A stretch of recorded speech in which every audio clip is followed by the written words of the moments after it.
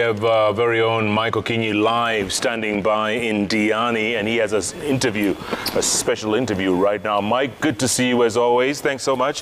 What you got for us?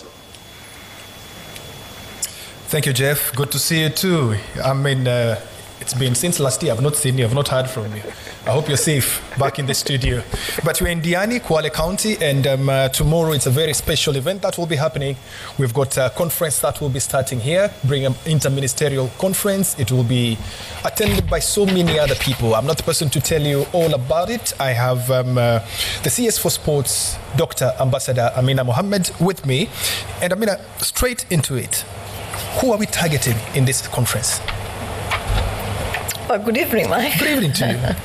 We're targeting all the stakeholders, and that obviously I think that includes the athletes, the sportsmen and women, the federations, the managers, the coaches, everyone who is involved in sport, but also our partners, our sponsors, civil society organizations that have been very, very supportive of our sportsmen and women. We have some envoys who will be here whose countries excel in sports, but we're also interested in the topics that we're going to be discussing. And so it's going to be a mixed bag, but I think it's the people who influence sports in our country and beyond, people who are interested in sports in our country and beyond, and people who have a really serious contribution to make. And everybody will be asking, are we late in calling out this kind of forum? Would we have saved some athletes if we had done this much earlier? Well, we started this journey in July. It's not a journey that we started today. In fact, I would even argue that we started this journey in 2013 when His Excellency President Uhuru Kenyatta took over. Because as you know, we've had some laws passed, victim protection, which was passed, I think, either 2014, 2015. There are a number of laws that were passed, but also policies that were put in place, including the policy on cash awards. You remember that? You were there with us when we launched it. Yes. We also, the sports fund, the creation of the sports fund. The intention was to make sure that we create a level playing field so that sponsorship for male and female, personalities that are involved in events, in competitions, get the same level of support. So it's been a journey.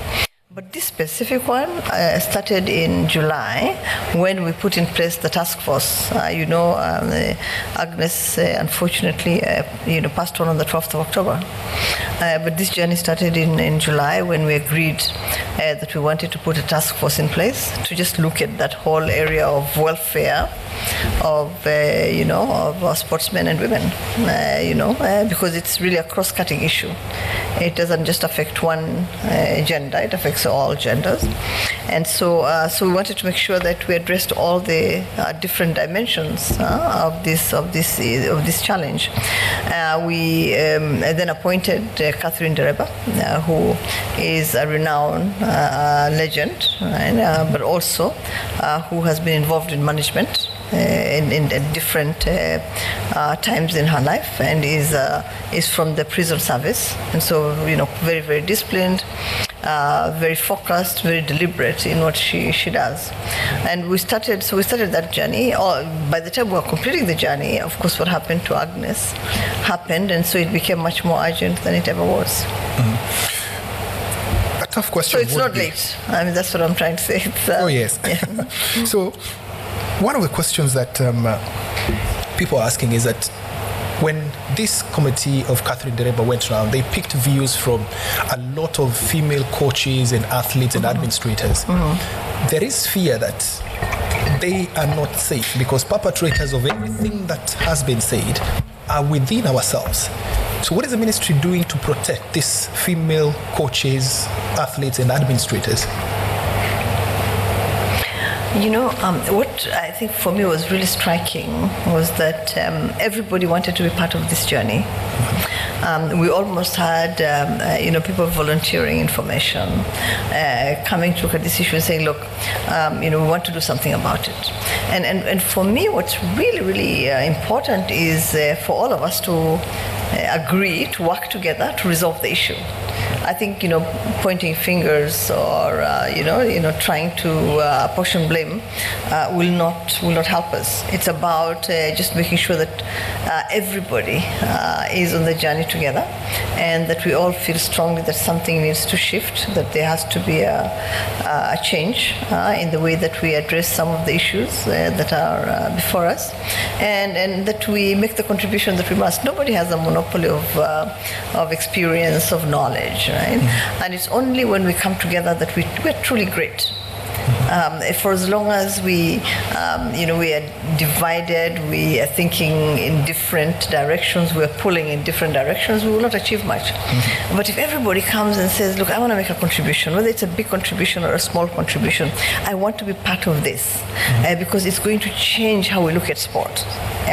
It's going to change how we treat sports women and men. And it's probably going to allow us to achieve much better than we have. You know that we're the second most powerful athletic nation in the world, and I don't think that we need to do much to become the first and the most powerful athletics nation.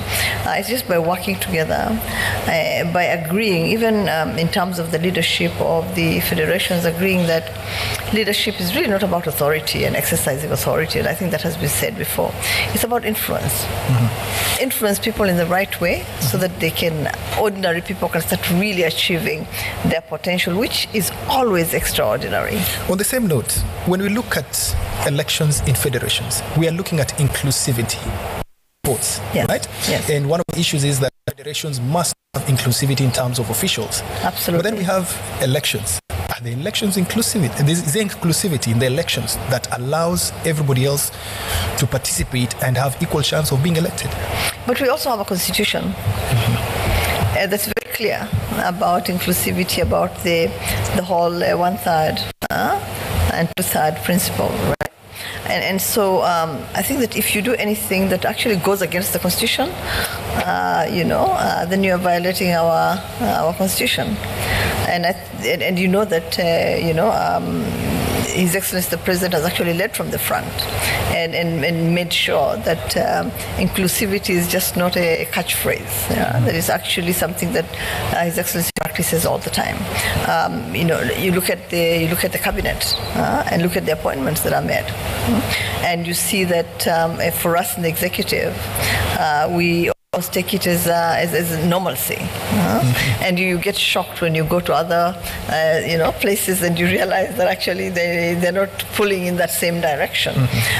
So I don't think that we have any excuse not to follow the constitution, not to align our laws, our policies, our practices to the constitution of our country. It's our most basic law, and it must guide everything that we do, including what we do during elections. Finally, as we run out of time, on the same laws, does our Sports Act offer a chance for that inclusivity in addressing GBV, gender-based violence, and promoting that gender inclusivity in sports? One of the things I realized when I came into the Ministry of Sports is that the Sports Act needed urgent revision, right? And that we needed to align it with not just our constitution, but also some of the international statutes that are out there that promote inclusivity, that promote support to sportsmen and women in general, to both gender. And so we decided that we were going to revise it, put a team in place to do that. And I think very, very shortly we'll probably have the report with the proposed changes that need to be made to the Sports Act, so that it's totally aligned to our constitution, but it serves the purpose of making sure that the sports sector is in tune with the best national practice that exists, and that it sets the highest standard possible. Okay, thank you very much, Waziri.